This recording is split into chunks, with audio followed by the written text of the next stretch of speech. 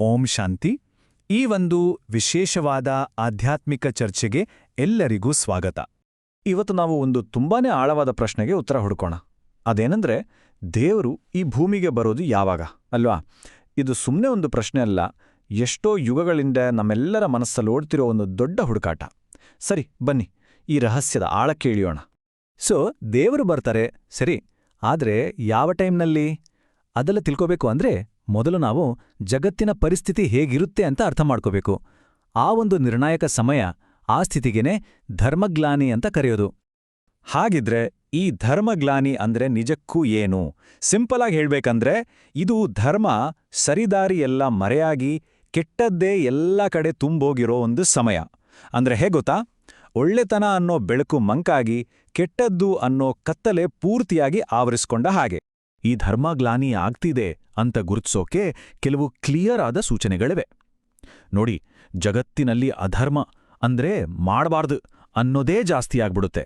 ನ್ಯಾಯ ಅನ್ನೋದೇ ಇರಲ್ಲ, ಬರೀ ಅನೀತಿ. ಜನರ ಮನಸ್ಸಲ್ಲೆಲ್ಲ ಶಾಂತಿನೇ ಮಾಯವಾಗಿ ಬರೀ ಗೊಂದಲ, ಅಶಾಂತಿ. ಇನ್ನು ಸಮಾಜದಲ್ಲಿ ನೋಡಿದ್ರೆ ಅನಾಚಾರಗಳು, ಎಲ್ಲೆಲ್ಲೂ ಒಂದ್ ರೀತಿ ಅವ್ಯವಸ್ಥೆ. ಹಾಗಾದ್ರೆ ಇದೆಲ್ಲದರ ಕೊನೆ ಏನು? ಏನಾಗತ್ತೆ? ಇಡೀ ಪ್ರಪಂಚನೇ ಒಂದ್ ರೀತಿ ದುಃಖದ ಕಡಲಲ್ಲಿ ಮುಳುಗೋಗತ್ತೆ. ಎಲ್ಲೇ ನೋಡಿದ್ರೂ ಬರೀ ನೋವು, ಕಷ್ಟ, ಸಂಕಟ ಇದೇ ಕಾಣೋದು. ಇಲ್ಲಿ ಒಂದು ಇಂಟ್ರೆಸ್ಟಿಂಗ್ ವಿಷಯ ಇದೆ. ಧರ್ಮಗ್ರಂಥಗಳಲ್ಲಿ ಹೇಳಿರೋ ಈ ಸಮಯ ಇದೆಯಲ್ಲ, ಅದು ಬೇರೆ ಎಲ್ಲೂ ಇಲ್ಲ. ನಾವೆಲ್ಲ ಬದುಕ್ತಿರೋ ಈ ಸಮಯವೇ ಕಲಿಯುಗದ ಕೊನೆಯ ಹಂತ, ಅಂತಿಮ ಘಟ್ಟ ಅಂತಾನೂ ಹೇಳ್ತಾರೆ. ಸರಿ, ಈ ಸಮಯದಲ್ಲಿ ಮನುಷ್ಯನ ಪರಿಸ್ಥಿತಿ ಹೇಗಿರುತ್ತೆ ಅಂತ ನೋಡೋಣ. ಆಗ ಮನುಷ್ಯ ತನ್ನೊಳಗಿನ ಕೆಟ್ಟ ಗುಣಗಳಿಗೆ ಅಂದ್ರೆ ವಿಕಾರಗಳಿಗೆ ಪೂರ್ತಿಯಾಗಿ ವಶನಾಗ್ಬಿಡ್ತಾನೆ. ಅಕ್ಷರಶಃ ಪಾಪದ ದಾರಿಯಲ್ಲೇ ನಡೀತಾನೆ. ಇದರಿಂದ ಏನಾಗುತ್ತೆ? ಜೀವನದಲ್ಲಿ ದುಃಖ, ಅಶಾಂತಿ, ರೋಗ, ಶೋಕ ಇದೆಲ್ಲ ಸರ್ವೇಸಾಮಾನ್ಯ ಆಗ್ಬಿಡುತ್ತೆ. ಇಷ್ಟೆಲ್ಲ ಕಷ್ಟ, ದುಃಖ ತುಂಬಿರೋ ಈ ಪರಿಸ್ಥಿತಿಯಲ್ಲೇ ಕಥೆಯಲ್ಲಿ ಒಂದು ದೊಡ್ಡ ಟ್ವಿಸ್ಟ್. ಅದೇನ್ ಗೊತ್ತಾ? ಪರಮಾತ್ಮನ ಅವತರಣ. ಹೌದು, ಆ ಸಂಕಷ್ಟದ ಕೂಗಿಗೆ ಉತ್ತರವಾಗಿ ಆ ದೈವಿಕ ಶಕ್ತಿ ಭೂಮಿಯ ಮೇಲೆ ಬರುತ್ತೆ. ನೋಡಿ, ನಾವು ಶುರುನಲ್ಲಿ ಕೇಳಿದ್ವಲ್ಲ ಒಂದು ಪ್ರಶ್ನೆ, ಅದಕ್ಕೆ ನೇರವಾದ ಉತ್ತರ ಇಲ್ಲೇ ಇದೆ. ಇಂತಹ ಸಮಯದಲ್ಲಿಯೇ ಆ ದೇವರು ಭೂಮಿಗೆ ಅವತರಿಸಿ ಸದ್ಧರ್ಮವನ್ನು ಸ್ಥಾಪನೆ ಮಾಡ್ತಾನೆ. ಅಂದ್ರೆ ಧರ್ಮ ಮತ್ತೆ ನೆಲೆಯೂರ್ಬೇಕು ಅಂದಾಗ ದೇವರು ಬರ್ತಾರೆ. ಆ ಸಮಯ ಇದೆ. ಆಯ್ತು, ದೇವರು ಬರ್ತಾರೆ, ಆದರೆ ಬಂದು ಸುಮ್ಮನೆ ಇರಲ್ಲ. ಅವರ ಬರೋದರ ಹಿಂದೆ ಒಂದು ದೊಡ್ಡ ಉದ್ದೇಶನೇ ಇರುತ್ತೆ, ಒಂದು ಮಹಾನ್ ಪರಿವರ್ತನೆಯ ಕಾರ್ಯ. ಹಾಗಿದ್ರೆ ಆ ದೈವಿಕ ಮಿಷನ್ ಏನು?